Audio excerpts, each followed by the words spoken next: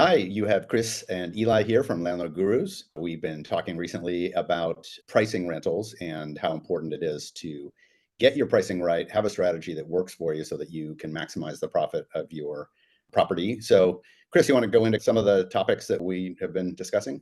Yeah, I guess the first question is, why is it important to get your price right? Obviously, you want to get your price right and you want to make money off your investment. That's sort of the goal of this. But, kind of when you have a vacancy and it comes time to list it, how do you determine that price? And what are some considerations to think of? You can try and price it at a high rent price. Ideally, you could get as much as you could from that to maximize your return while keeping your tenants happy and so forth. So yeah, sort of one option is to price it high, but then what happens if it sits on the market for a long time, and if it takes 1 month or 2 months or 3 months to rent out, eventually you might get that price, but at the expense of losing out on a few months rent. Sort of Yeah, I just conversely. Oh, go on. I just went through this actually. I just done some improvements to a house, and I thought, well, I really improved this, so I should be able to get lots more out of the rent than I was getting before. And well, the market has told me that that's not really true. So, I've since adjusted and carrying on, but I definitely lost a month of rent at least. Exactly. And that's tough. Like it's your property and you've put in the time and effort, and you have an emotional attachment to that property and you think it should be worth a certain amount because you like it and you've done all this stuff to it and you think it's great. But yeah, the reality is that maybe the market doesn't see it that way for whatever reason. It could be timing, who knows. And so conversely, you might think, well, let's just get it rented as quick as possible and I'll set it at a low price. But then you may end up in a situation where someone rents it really quickly and that's great and you get somebody in there, but increasingly it becomes more difficult to increase that rent price as time goes on. You got some locations where you might not be able to, when the lease expires, you can't raise the rent as much as you would like to. There's limits on there. Or you got some instances where some places you can raise the rent anytime, but other places you have to give a certain amount of warning, and you might miss that window, or whatever it is, you just might not end up capitalizing on what you could get out of it. So you sort of lost potential rent in that regard. Yeah, in practice, I've also found that even if my rent is low with a specific unit, if I raise it too much, what the tenant knows is that their rent just went up a lot, Right. and that makes them upset. And then they start looking around, and the potential is there that they'll move just kind of out of being upset. Right. So in practice, I think a 10% increase, while it's totally reasonable sometimes in terms of market corrections and pricing, anything over that tends to backfire, in my experience. Sure. I And mean, I think and you'll even find some locations where they won't even let you raise it by that much. right, yeah, they're cost indexes plus a percentage, but that's Sure. that's a lot of our West Coast cities and a few others around the country. But And I think in either case, you may end up in a situation where maybe you're not covering your expenses or you're actually losing money each month, either because you've set it too high and it sat vacant for several months. And mhm, overall, over the course of the year, you don't get enough revenue to cover your expenses. Or if you priced it too low, you're maybe not accounting for other things that might come up throughout the course of the right, year, maintenance or repairs or anything like that. So that's why it's kind of important to find that right price.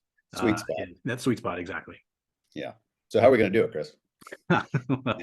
So, I mean, I guess it's more as an art and a science, I suppose. There are certain methodologies and there's rules of thumb that people will often use, such as the 1% rule or the 2% rule, where you charge rent that's at least 1% of the property's value, or 2% or whatever.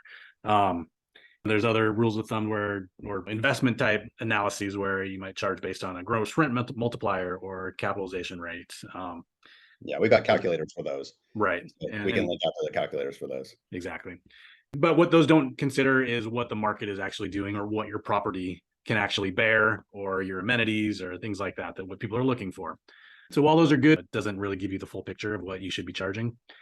So the things you should consider and things that we look at are comparables. What are other properties in your zip code or your neighborhood or your region? What are they renting for? What's the trend doing Mhm. as well? So Yeah, renters are going to search and they're going to see a list or a smattering on a map with prices. And even if there's pretty good reason for it, if it's too out of step with what else is going on there based on 2 bedroom, 1 bath, or the basic configuration, then they're just going to skip it. So you got to be in the mix. You have to be in the ballpark. yep, yeah, and you do need to analyze and compare it with other properties that are in similar characteristics, size, age, number of bedrooms, things like that. outdoor space, any amenities.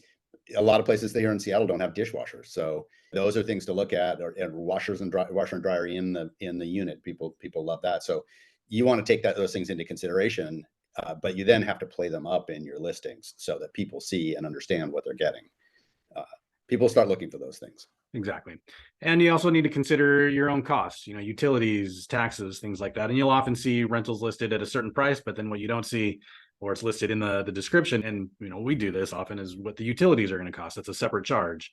Or some places have amenity fees that are a separate charge, or things like that. You might need to consider as well in terms of what are your expenses and how can you, like we talked about before, you don't want to be losing money. So what rent do you need to charge, but also what kind of other things do you need to maybe charge as well on top of that, just to make sure that you're not funding a losing investment, I guess. Yeah, I mean, we're talking about a balancing act here between what you need and what you can get. Mm. And, we touched on amenities, Chris. Some people provide Wi-Fi, for example, or, they include things. And Wi-Fi, if you have a few units, at least, it's probably a fairly affordable amenity to provide for people. And if it grabs people, then, that may well be worth it. But garbage is a huge expense for most properties. So that's the one I call out as a fee. And I actually do that per person. And you can't charge rent based on how many people are in the property generally, but you can charge based on utilities that you're paying for that are consumed based on how many people there are. Right. So, Yeah, and so those are considerations to look at when looking at the rent pricing in your area, and you see other people listing. If you see something that looks about the same size as your unit and they're charging $1,200, you need to look and say, well, is that $1,200 including utilities, or is it not? Or is it including Wi-Fi, or does it have pet yeah, fees on top of that, so that you can make a comparison about what your unit can bear as well. right. And there are a number of tools out there to help with this. So, Yeah.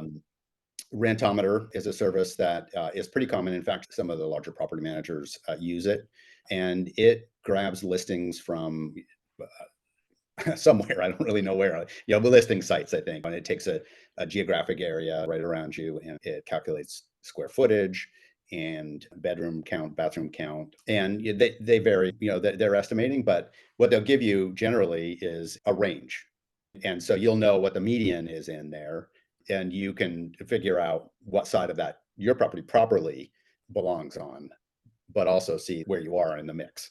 So yeah, Rentometer's one, Rentcast is one. Those are partners of ours, and Avail and TurboTenant both provide that service as well. TurboTenant is free. Avail has a per report Right. fee to it. I think it's $20. We should check that, but Avail and TurboTenant are they're full broader property management software tools, and so the right, the rent pricing piece of that is one feature that you can get from those services. Whereas Rentometer, that's sort of solely what they do.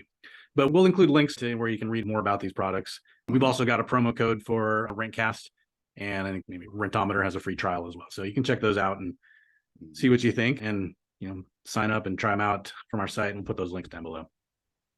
Sounds good. All right. Well, thanks for being with us today. We will be back in a week or so. So Yeah. thanks for being here. All right. Thank you.